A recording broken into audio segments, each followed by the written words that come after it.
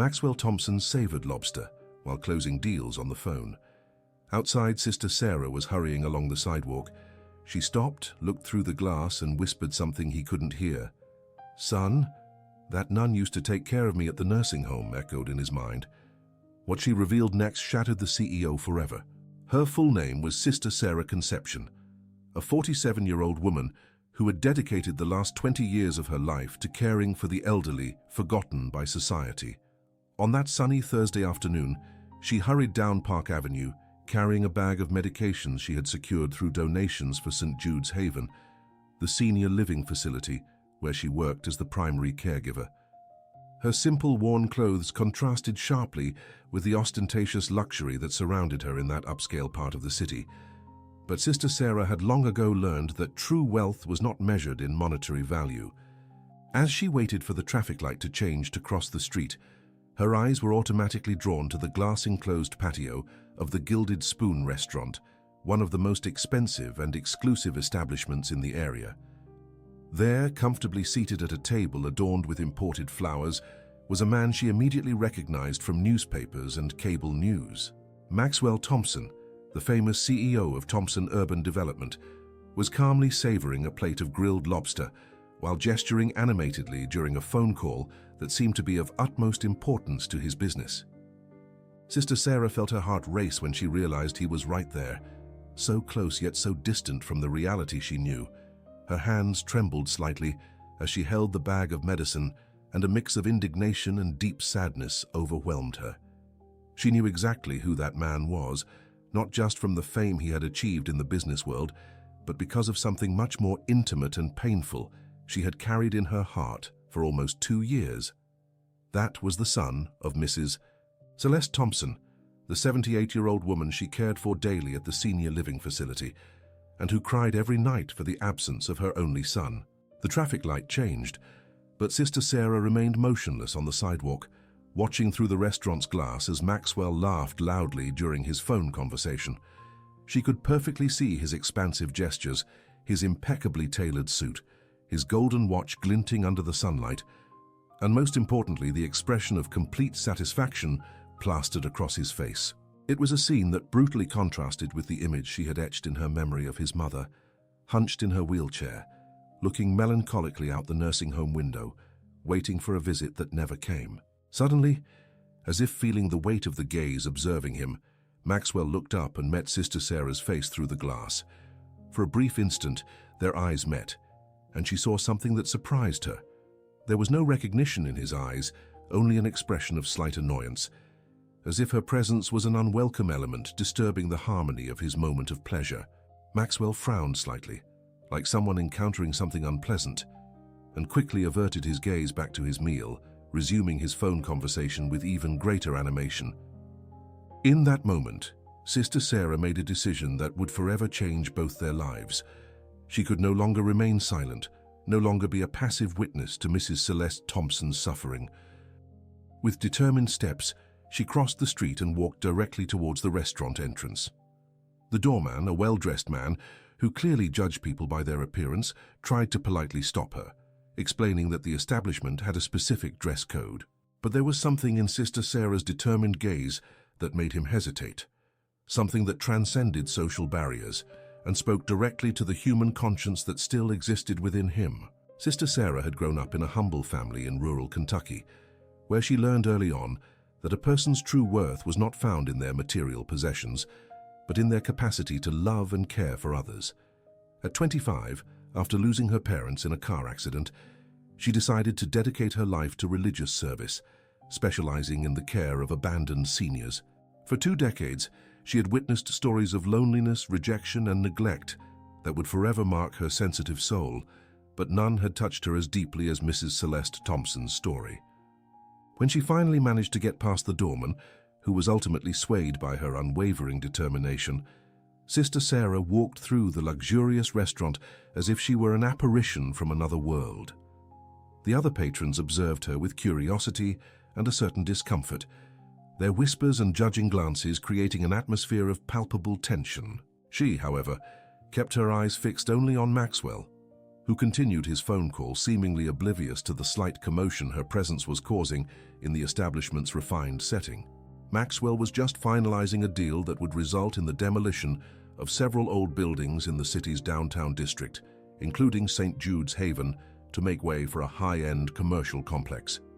His voice carried evident satisfaction as he discussed the financial details of the project, mentioning astronomical figures and tight deadlines with the natural ease of someone accustomed to moving mountains with the power of money. To him, those old constructions represented mere obstacles to progress, obsolete structures that needed to be removed to make room for modernity and profit. When Sister Sarah finally reached his table, Maxwell looked up with an expression of deep irritation, as if he were being bothered by a street vendor or an inconvenient panhandler. He impatiently gestured for her to move away, covering the phone's microphone with his free hand, clearly annoyed by the interruption of his important negotiation. His eyes quickly scanned the nun's simple figure, from her worn clothes to her determined expression, and she could see exactly what he thought of her at that moment. Just another religious supplicant trying to secure a donation through Catholic guilt. But Sister Sarah was not intimidated by the icy gaze she received. Instead, she moved even closer to the table and uttered 3 words that made Maxwell abruptly cut off his phone call. "Your mother, Celeste." The reaction was instantaneous and visceral. The phone slipped slightly from his hand. His expression of irritation transformed into something between surprise and alarm, and for the first time in a long time, Maxwell Thompson found himself completely speechless. He abruptly hung up the phone and stared at the nun with a mix of confusion and growing anger. How dared that unknown woman mention his mother's name in public, especially at such an important moment in his career? Maxwell felt a wave of indignation rise in his throat, but there was something in Sister Sarah's serene and determined gaze that prevented him from immediately exploding. It was as if she knew exactly what she was doing, as if she possessed some knowledge he didn't fully comprehend. The atmosphere around them seemed to have grown quieter, and Maxwell had the strange feeling that his life was about to take a completely unexpected turn.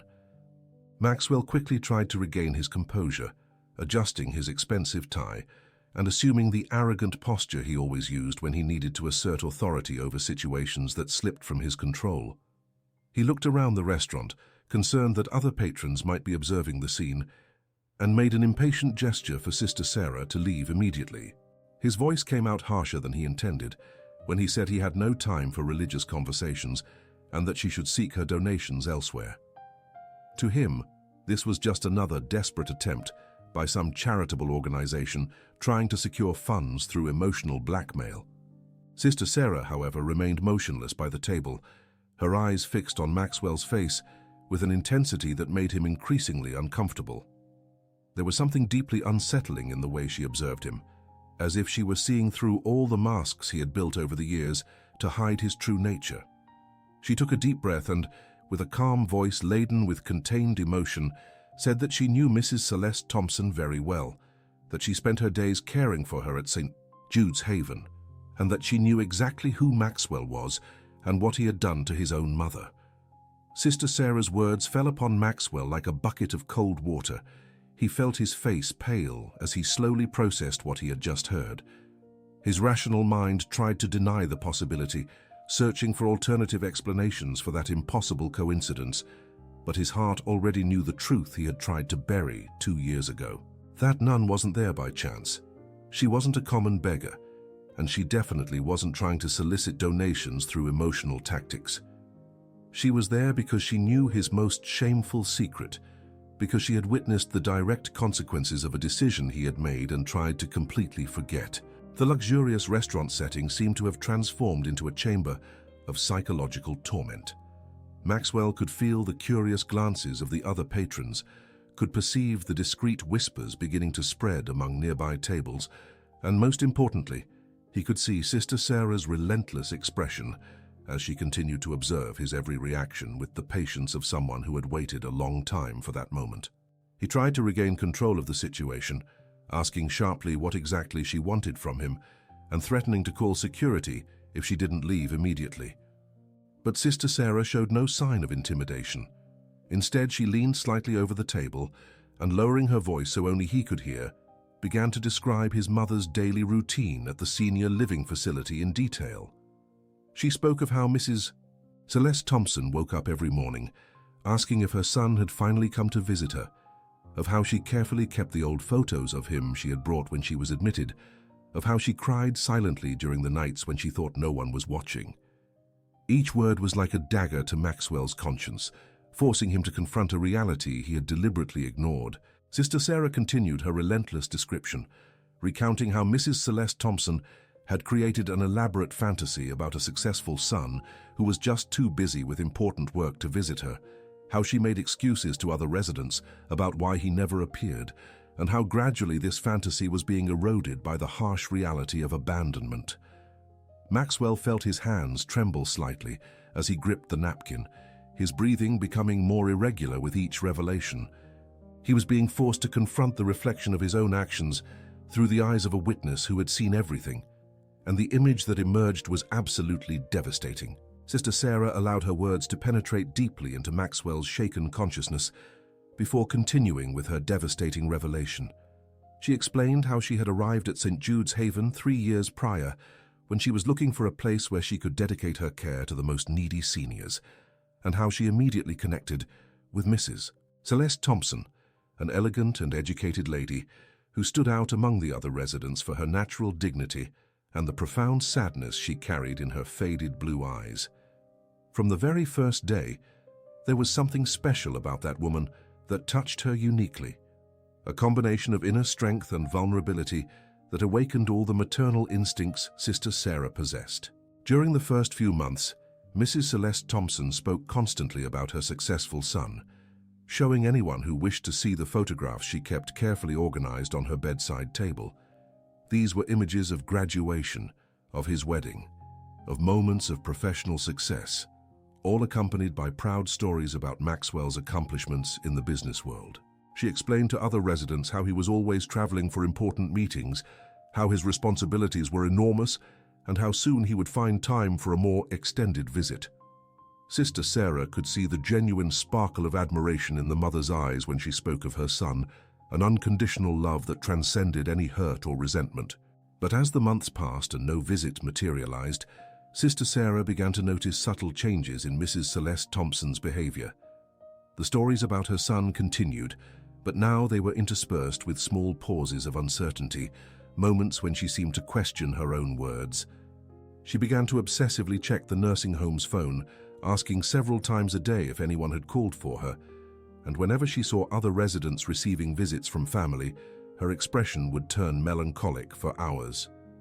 Sister Sarah tried to comfort her with gentle words and distracting activities, but she could see that hope was slowly being eroded by the relentless reality of abandonment. The most painful transformation occurred during Mrs. Celeste Thompson's first birthday at the nursing home. She had spent weeks preparing for that day, convinced it would be a special enough occasion to prompt a visit from Maxwell. She asked Sister Sarah to help her get ready with extra care, chose her prettiest outfit, and spent the entire day sitting in the visitor's lounge, anxiously watching every person who entered the facility. Sister Sarah remained by her side throughout that interminable afternoon, witnessing how initial hope gradually turned into anxiety, then worry, and finally into a deep sadness that broke her maternal heart. When night fell and it became evident that no visit would come, Mrs. Celeste Thompson finally allowed Sister Sarah to take her back to her room. It was that night that she cried for the first time since arriving at the nursing home, not a cry of self-pity, but silent tears from a mother who was beginning to understand that she had lost her son in a way that went far beyond simple physical distance. Sister Sarah remained by her side throughout that night, holding her hand and offering the kind of silent comfort that only someone who truly understands human suffering can provide. It was at that moment that she decided if she ever had the opportunity, she would make Maxwell understand exactly what his choices had caused in the life of the woman who had raised him with so much love. The months following that devastating birthday were marked by a gradual but profound transformation in Mrs. Celeste Thompson's personality. Sister Sarah watched with growing concern as the lady who once maintained a dignified and hopeful demeanor began to withdraw into herself, creating a protective shell against the constant pain of rejection. The photographs of her son, once proudly displayed, were slowly put away in drawers, as if the sight of them became too painful to bear. Mrs. Celeste Thompson stopped asking about phone calls and began to avoid the visitors' lounge, especially on weekends when other residents received family. Sister Sarah tried in every way to alleviate that silent suffering. She created special activities for Mrs. Celeste Thompson, organized small strolls through the nursing home garden, read books aloud during the afternoons, and most importantly, offered her constant presence as a way to demonstrate that she was not completely abandoned. But even with all this dedicated care, she could perceive that there was a deep wound in that woman's soul that no amount of substitute affection could fully heal. It was the specific wound caused by a son's rejection, a type of pain that transcended any other kind of abandonment. During one of those reading afternoons, Mrs. Celeste Thompson interrupted Sister Sarah in the middle of a passage and asked directly if she thought she had done something wrong in raising Maxwell. Her voice was laden with a heartbreaking guilt, as if she were trying to find rational explanations for a situation that defied all logic of maternal love. She spoke of how she had always tried to give her son the best, how she had worked hard to provide education and opportunities, how she had always supported him in all his decisions, even when she didn't fully comprehend his ambitions. Sister Sarah felt tears well up in her eyes as she listened to that painful confession from a mother who was blaming herself for the abandonment she suffered. That conversation marked the beginning of a series of revelations that Mrs. Celeste Thompson began to share with Sister Sarah during their daily care sessions. She recounted how Maxwell had changed drastically after achieving his first major business success, how he gradually stopped returning her calls, how his visits became increasingly spaced out and superficial until they finally ceased completely. Mrs. Celeste Thompson described the terrible day he appeared at her home, with pre-filled admission papers, coldly explaining that he had neither the time nor the setup to care for her properly, and that the nursing home would be the best solution for everyone involved. What hurt Mrs. Celeste Thompson most was the way Maxwell had handled the entire situation, treating her like a logistical problem that needed to be resolved as efficiently as possible. He showed no emotion when she cried, offered no comfort when she pleaded for an alternative, and most importantly, made no promises about future visits. To him, that admission represented the termination of an inconvenient responsibility, the definitive solution to an issue that hampered his life plans. Sister Sarah could feel indignation swell in her chest as she listened to these revelations, understanding that she was caring for a woman who had been treated as a disposable object by the very son she had loved unconditionally for decades. It was during one of these intimate conversations that Sister Sarah discovered the most painful secret Mrs. Celeste Thompson harbored in her wounded heart. The lady had spent the last 2 years writing letters to Maxwell, letters she never had the courage to send, where she poured out all the feelings she couldn't express aloud. These letters were carefully stored in a shoebox under her bed, organized chronologically, each representing a specific moment of pain, longing, and unrequited love she had experienced during her time at the nursing home. Sister Sarah vividly remembered the night Mrs. Celeste Thompson finally showed her some of these letters, her hands trembling as she opened the box that contained months of suffering, documented in increasingly shaky cursive. The first letter had been written a few days after her arrival at the nursing home, still full of hope and understanding, where she explained that she understood his professional responsibilities and just wanted to know if he was doing well. Subsequent letters showed a devastating progression from hope to despair, from understanding to confusion, from unconditional love to a resigned sadness that would break the heart of anyone who read them. There were letters written during special holidays, where Mrs. Celeste Thompson described how she spent Christmas or her birthday waiting for a call that never came. There were letters written during times of illness, when she felt especially vulnerable and needed the comfort of knowing someone cared about her condition. There were letters written during sleepless nights, when loneliness became so intense that she needed to confide in someone, even if it was just a sheet of paper that would never be read by the recipient. Each letter represented a piece of Mrs. Celeste Thompson's soul, slowly being torn apart by her own son's indifference.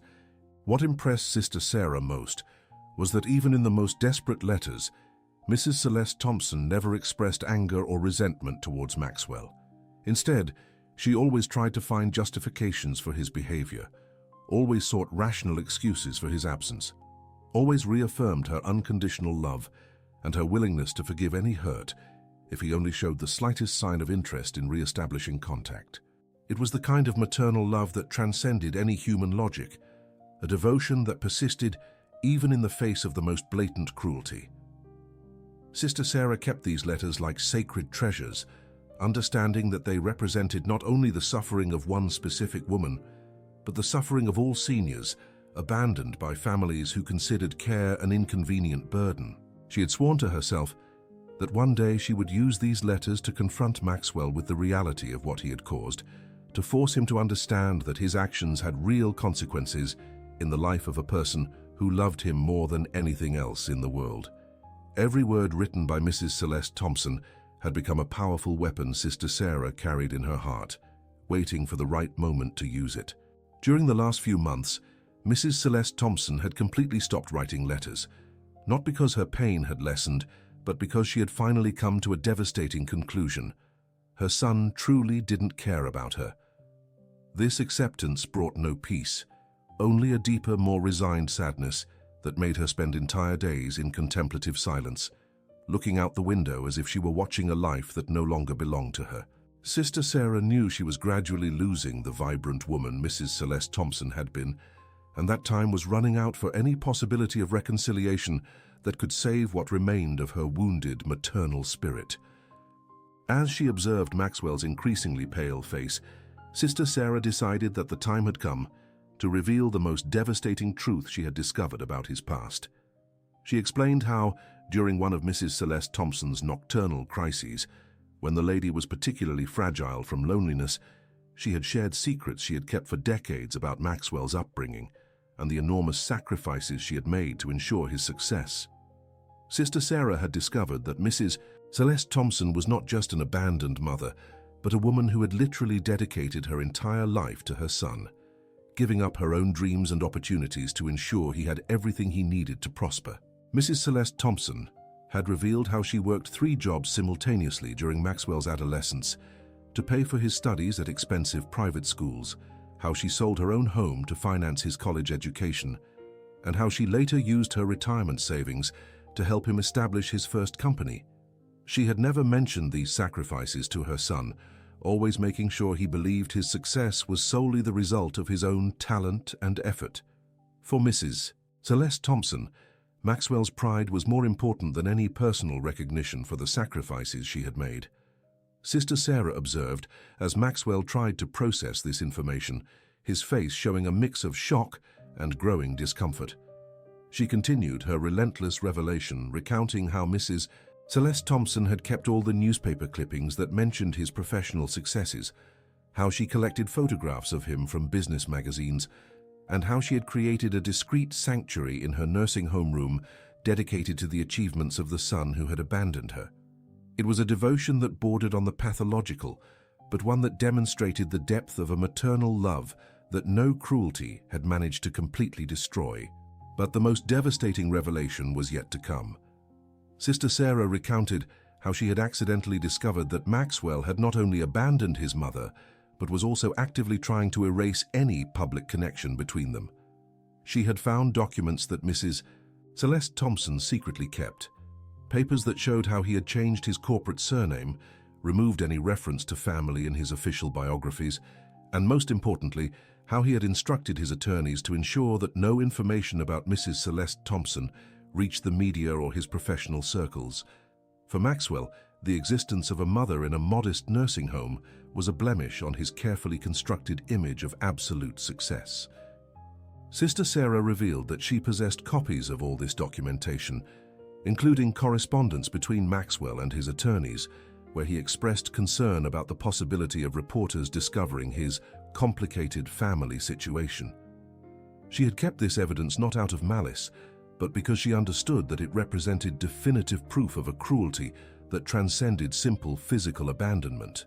Maxwell had not merely rejected his mother, he was actively trying to deny her very existence, as if she were a shameful error from his past that needed to be completely erased from his personal narrative. The expression on Maxwell's face had completely transformed. The initial arrogance had given way to a sickly pallor, his hands trembled visibly, and he seemed to be fighting a rising nausea. Sister Sarah could see that her words were hitting their intended target, forcing him to confront a reality he had buried under layers of rationalization and denial. She knew she was carefully dismantling the image he had built of himself, but she also knew it was necessary to break that facade for any possibility of redemption to emerge. The confrontation had reached its climax, and Sister Sarah could see that Maxwell was completely disarmed by the truth she had revealed. He tried to regain some control of the situation, his voice coming out shaky as he asked what exactly she wanted from him, if it was money, donations, or some elaborate blackmail. To his business mind, there was still hope that this was just another negotiation, another problem that could be resolved through financial resources or political influence. But Sister Sarah slowly shook her head, her eyes showing a deep sadness that transcended any material interest. She explained that she wanted nothing from him except one single thing, that he visit his mother before it was too late. Sister Sarah revealed that Mrs. Celeste Thompson had developed heart problems in recent weeks. Her health was rapidly deteriorating due to constant emotional stress and the deep depression consuming her. The doctors had said she needed a reason to keep fighting, something that could rekindle her will to live, and Sister Sarah believed that only a reconciliation with her son could provide the miracle of emotional healing she so desperately needed. Maxwell felt as if the ground were disappearing beneath his feet. The possibility that his mother could die without him having the chance to... He couldn't even complete that thought, because it would require admitting that he still cared about her, that some remnant of an emotional connection he had tried to completely destroy still existed. His breathing was becoming erratic, and he could feel cold sweat trickling down his back as he processed the magnitude of what was being revealed. His entire carefully constructed life was being questioned by a nun who knew secrets he thought were buried forever. Sister Sarah continued her relentless revelation, recounting how Mrs. Celeste Thompson had spent the last week asking someone to call Maxwell, not to ask for anything, but just to leave a message saying that she forgave him for everything and that she loved him unconditionally. She wanted him to know that she held no resentment, that she understood the pressures of his professional life, and that her only concern was to ensure he was happy and fulfilled. It was the final act of maternal love from a woman who was literally dying of a broken heart, yet still placed her son's emotional well-being above her own suffering. When Sister Sarah mentioned these last words from Mrs. Celeste Thompson, something definitively broke inside Maxwell. All the psychological defenses he had built over the years, all the rationalizations he had created to justify his actions, all the emotional barriers he had erected to protect himself from guilt collapsed at once. He suddenly remembered the mother who had raised him, the woman who had always believed in him even when he didn't believe in himself, the person who had loved him unconditionally throughout his childhood and youth. And then he remembered how he had treated that same person, how he had discarded her as an inconvenient burden when she needed him most. Tears began to well up in Maxwell's eyes uncontrollably. They were tears of shame, of regret, of an emotional pain he had tried to suppress for 2 years and which now exploded with devastating force. He looked at Sister Sarah through his blurred vision and asked with a broken voice if there was still time, if his mother was still conscious enough to recognize him, if there was still any possibility for him to undo at least some of the harm he had caused. For the first time in his adult life, Maxwell Thompson was confronting the possibility that financial success meant nothing if it was built upon the destruction of the most important relationships in his life. Sister Sarah observed the transformation unfolding before her eyes. The arrogant, cold man she had encountered minutes earlier was completely unraveling, revealing beneath all the layers of business success and social sophistication a frightened son who was finally confronting the devastating consequences of his choices. She could see that her words had hit their intended target, breaking down all the psychological defenses Maxwell had built to protect himself from the guilt and regret that now completely consumed him. With a gentle but firm voice, Sister Sarah said there was still time, but that time was quickly running out. She explained that Mrs. Celeste Thompson still had moments of lucidity, especially during the mornings when her mind was clearer and she could hold coherent conversations. But she also warned that her health was extremely fragile and that doctors didn't know how much time she had left. Each day that passed without a reconciliation could be her last, and Sister Sarah didn't want Maxwell to carry for the rest of his life the weight of an opportunity lost forever. Maxwell tried to stand from his chair, but his legs were trembling so much that he nearly lost his balance. His entire life had been built on absolute control, on the ability to manipulate situations to achieve desired outcomes, but now he found himself completely powerless before a situation that transcended any business negotiation. He desperately asked Sister Sarah if she thought his mother would be able to forgive him, if there was still any possibility that she could accept his apologies after all he had done. Sister Sarah smiled for the first time since she had entered the restaurant, a smile laden with compassion and hope that momentarily lit up her tired face. She said that forgiveness had always existed, that Mrs. Celeste Thompson had never stopped loving her son, even in moments of greatest pain and abandonment. The problem had never been whether she would be able to forgive him, but whether he would be able to forgive himself and find the courage to face the consequences of his own actions. Sister Sarah explained that maternal love was a force that transcended any hurt, and that Mrs. Celeste Thompson was just waiting for the opportunity to demonstrate it once more. Maxwell desperately asked Sister Sarah to take him to the nursing home immediately. He cancelled all his meetings for the day through hurried calls, completely ignored the curious glances of the other restaurant patrons, and followed the nun like a man who had found a last chance at salvation.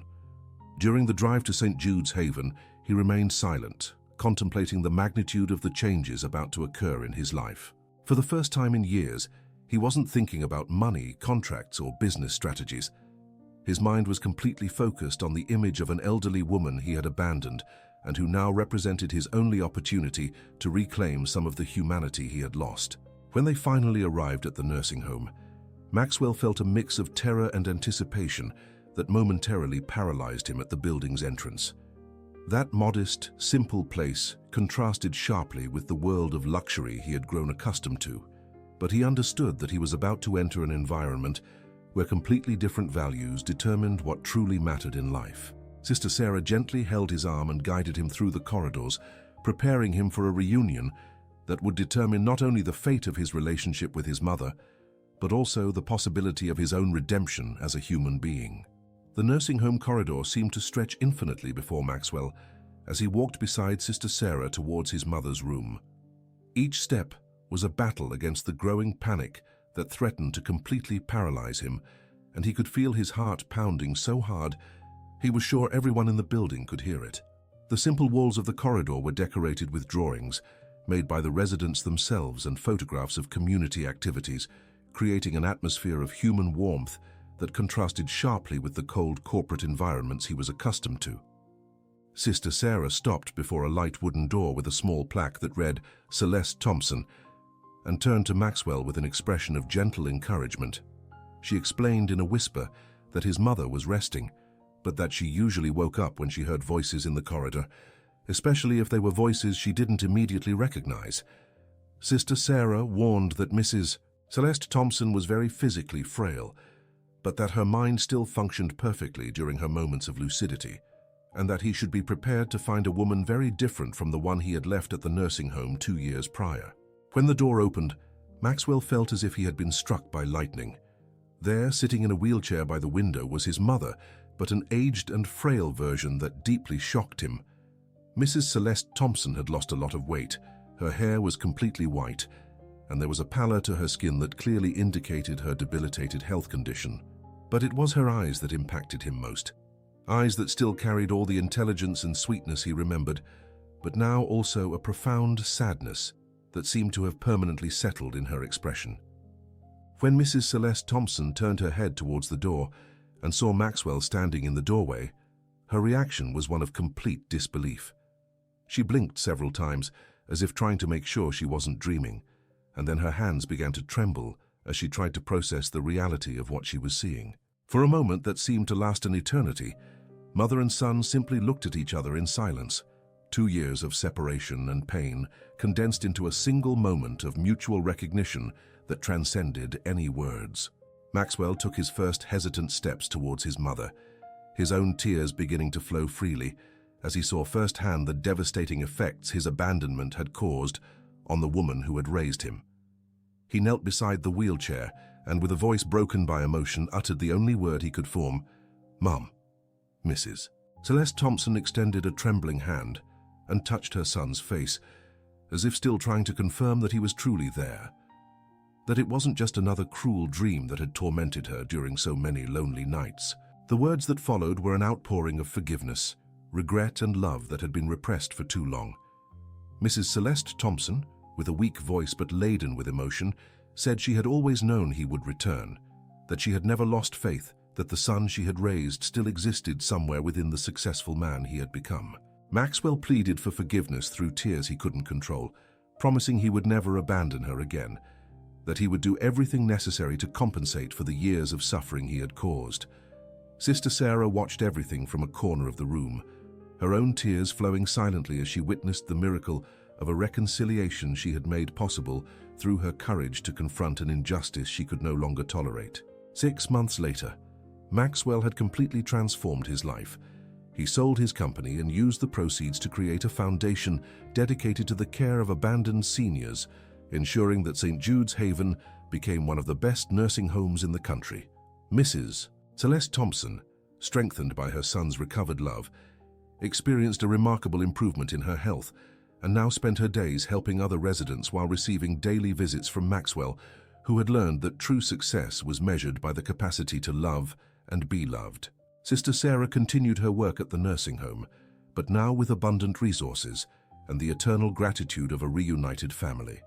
She became the spiritual director of the foundation, using her experience to identify other cases of family abandonment and working tirelessly to promote similar reconciliations.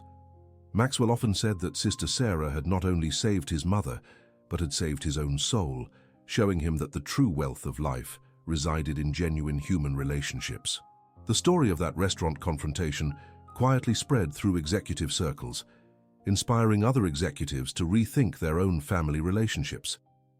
Maxwell was never ashamed to tell his experience, using it as an example of how material success without true love was merely an empty illusion that destroyed everything that truly mattered in life. Mrs. Celeste Thompson lived 4 more years after the reconciliation, years filled with love, care, and the joy of having recovered her son. When she finally passed, it was in peace, holding Maxwell's hand and knowing that he had once again become the kind-hearted man she always knew he could be. Her funeral was a celebration of life, bringing together hundreds of people whose lives were touched by her story of forgiveness and by the transformation that maternal love was capable of inspiring even in the most difficult circumstances.